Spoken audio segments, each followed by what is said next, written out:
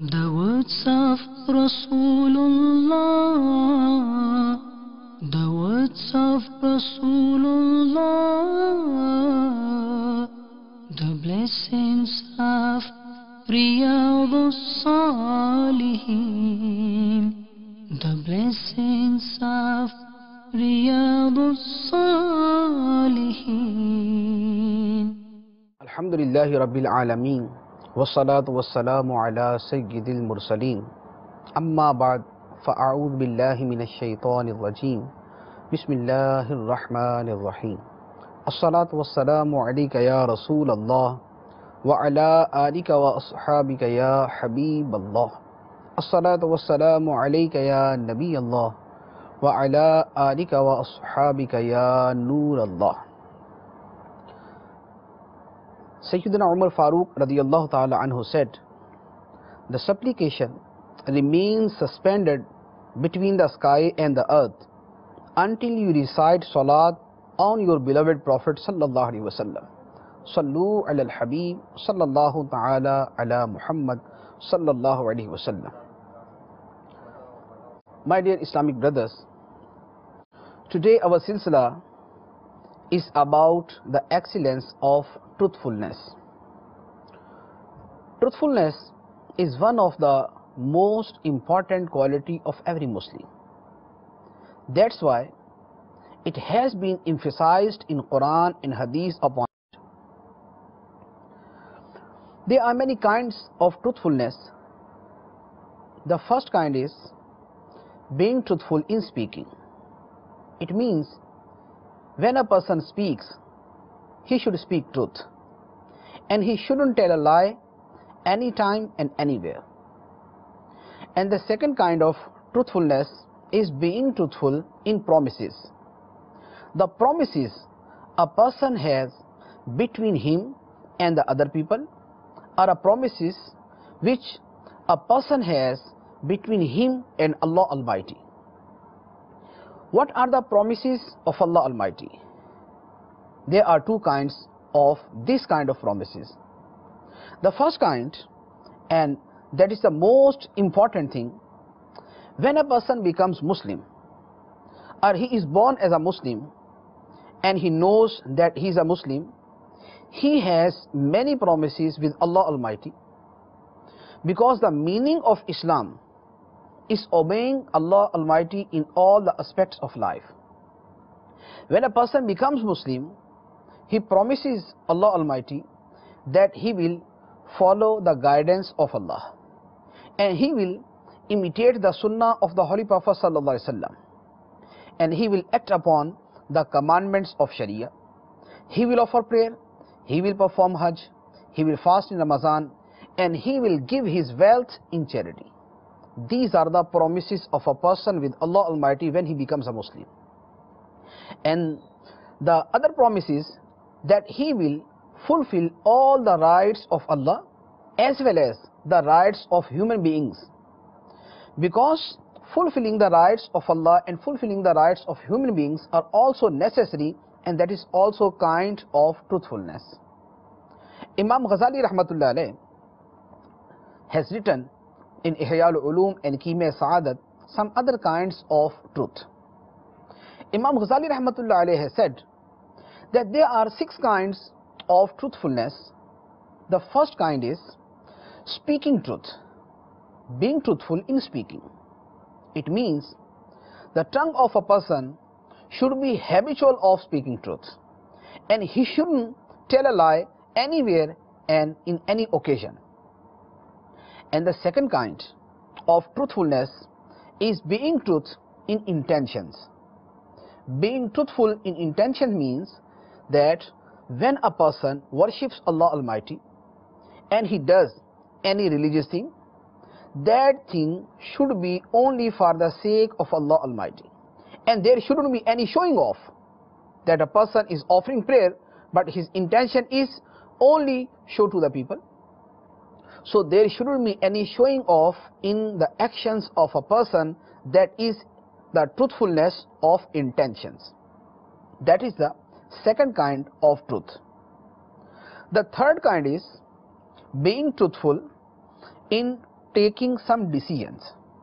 When we take some decision that we will do it and we will worship Allah, we will remember Allah, we will recite the Holy Quran. When we take any decision, particularly about the matters of worshipping of Allah, we should be firm in that and we should be truthful in that. It means there shouldn't be any hesitation in that. Sometimes we say that I will worship Allah, and sometimes we say I may not worship Allah. Sometimes we say I will offer 5 times prayers, and sometimes we say I may not offer 5 times prayers. So this hanging position and this hesitation is a hurdle against truthfulness in making any decision. So that is a third kind of truthfulness, that a person should be truthful in taking any decision of worship. The fourth kind is being truthful in practicing according to decision.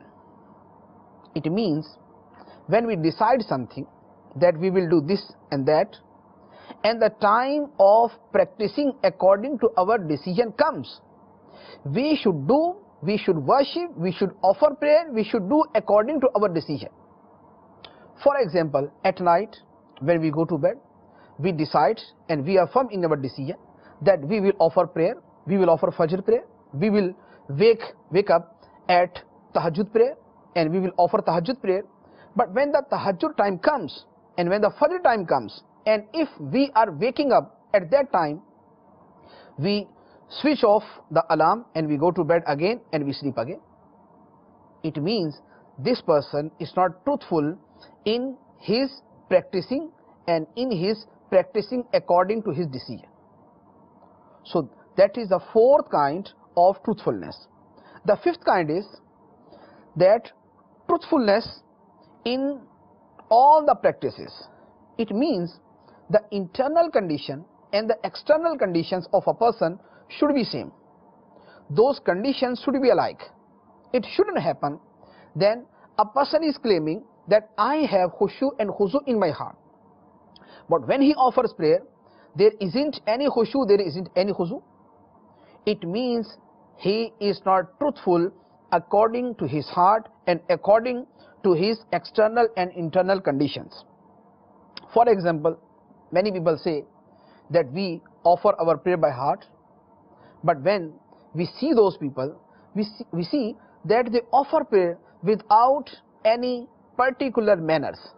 It means if they don't offer prayer according to the manners of prayer, they don't have any khushu in their hearts as well. The sixth kind of truthfulness is that a person should be truthful in getting reality of all the qualities of Deen. Getting reality of all the qualities of Deen means that we say we have the fear of Allah in our hearts, we have a proper respect of Allah in our hearts, we hope only from Allah Almighty, and we trust in Allah only, and we are agree with the every decision of Allah. We claim this and we say by our tongue these words. Do we have the reality of these words, and do we have the meanings of these words in our heart as well? Because when a person fears someone, he tries to obey him, he tries to save himself from his disobedience, and the other signs are open and everyone knows the signs of fear and respect and trust and the other things. When we say that we have fear of Allah in our hearts, do our actions show that fear? When we say that we have respect of Allah in our hearts, in the actions of life, in the aspects of life, in the walks of life, so through these qualities we can judge ourselves, that when we say we are truthful in these qualities, do our actions show the reality of these qualities? These are the 6 kinds of truthfulness, and Imam Ghazali Rahmatullah Alayh has written that these are the real qualities and these are the real kinds of truthfulness. Allah Almighty said in the Holy Quran, and He emphasizes upon the importance of being truthful, he said, Ya ayyuhalladhina amanu taqullaha wa kunu ma'as sadiqin. O you who believe, be afraid of Allah and be with those who are true. In this verse, Allah Almighty is saying that be afraid of Allah. It means have a piety of Allah. Be a pious person. Allah Almighty told us that وَكُونُوا مَعَ الصَّادِقِينَ, and be with those who are true. It means the method of getting piety is the company of the pious people. When a person sits in the company of the pious people and on the virtuous people, he gets the piety. In the next verse, Allah Almighty said, وَالصَّادِقِينَ وَالصَّادِقَاتِ, the men and women who are truthful. So what thing and what reward is for these people, as-sadiqina was-sadiqat? So Allah Azza wa Jal at the end of the verse said, أَعَدَّ اللَّهُ لَهُمْ مَغْفِرَةً وَأَجْرًا عَظِيمًا. Allah Almighty has prepared forgiveness and the big reward for these people. It means the forgiveness and the big reward, the great reward of Allah is for those people who are truthful, whether those are men or women. And in one hadith, Rasulullah sallallahu alaihi wasallam told us the importance of sidq. Rasulullah sallallahu alaihi wasallam said, Inna sidqa yahdi ilal bir, wa innal birra yahdi ilal jannah, wa inna rajula la yasduqu hatta yuktaba inda Allahi siddiqa, wa innal kidba yahdi ilal fujur, wa innal fujura yahdi ilal nar, wa inna rajula la yakzib hatta yuktaba inda Allahi kadhaba. He said, truth leads to piety and piety leads to Jannah. A man persists in speaking the truth till he is enrolled with Allah as a truthful. Then he said, falsehood leads to vice and vice leads to the hellfire. And a person persists on telling lies until he is enrolled as a liar.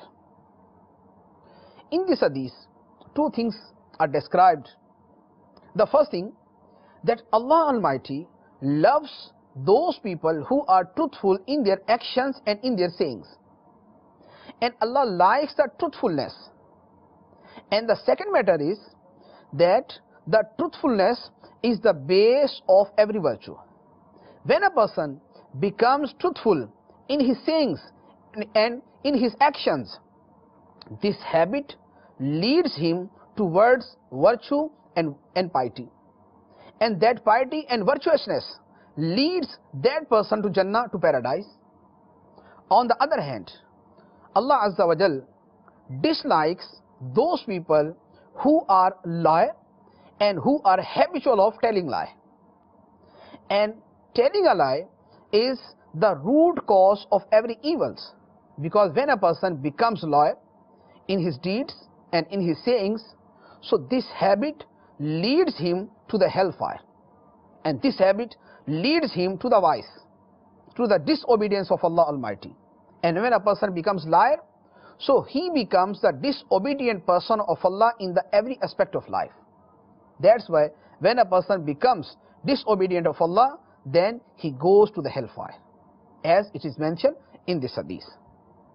In another hadith, in the light of that hadith, the next hadith, we can recognize the importance of truthfulness.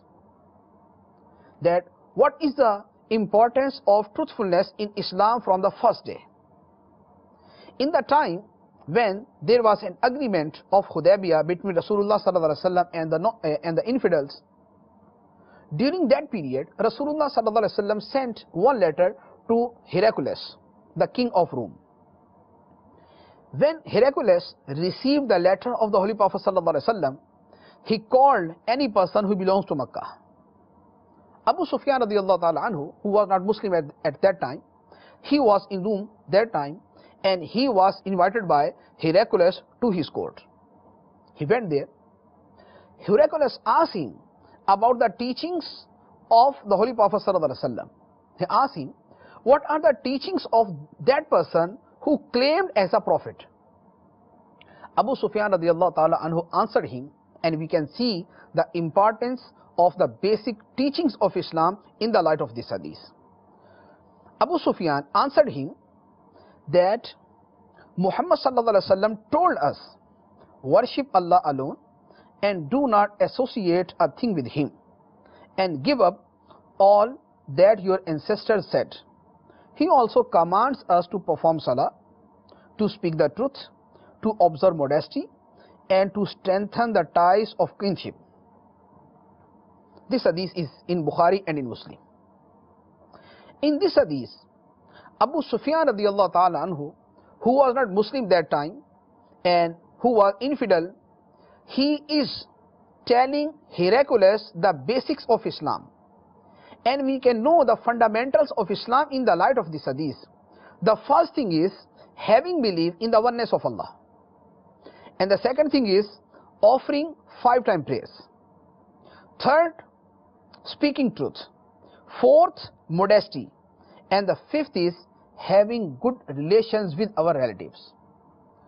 First thing, having belief in the oneness of Allah. So every Muslim has this belief in the oneness of Allah. There is no doubt about any Muslim that he doesn't have this belief. But this belief, the oneness of Allah, this belief requires us something. It demands us something. It demands many things. There are many requirements of this belief.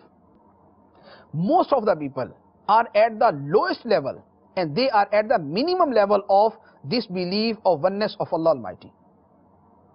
And the second matter, which is the first duties of a Muslim, that offering 5-time prayers.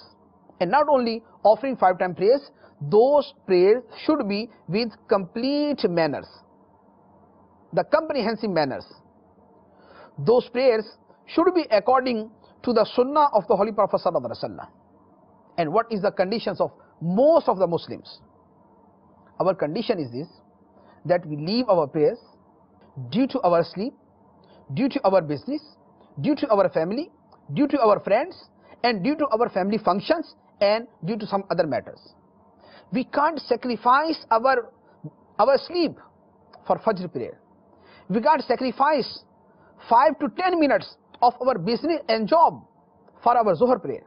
We can't sacrifice 10 minutes for Asr prayer. We can't sacrifice 10 to 20 minutes of our sitting with our family or sitting with our friends for Isha prayer. So when this is our condition, how can we say and how can we claim that we are true Muslims and we have the spirituality of Islam and Iman? And the third thing, which is mentioned in this hadith, that he commands us truthfulness, being truthful in every matter of life. And what is our condition in this quality, in our common conversation, in our common talking, in our business, in our job,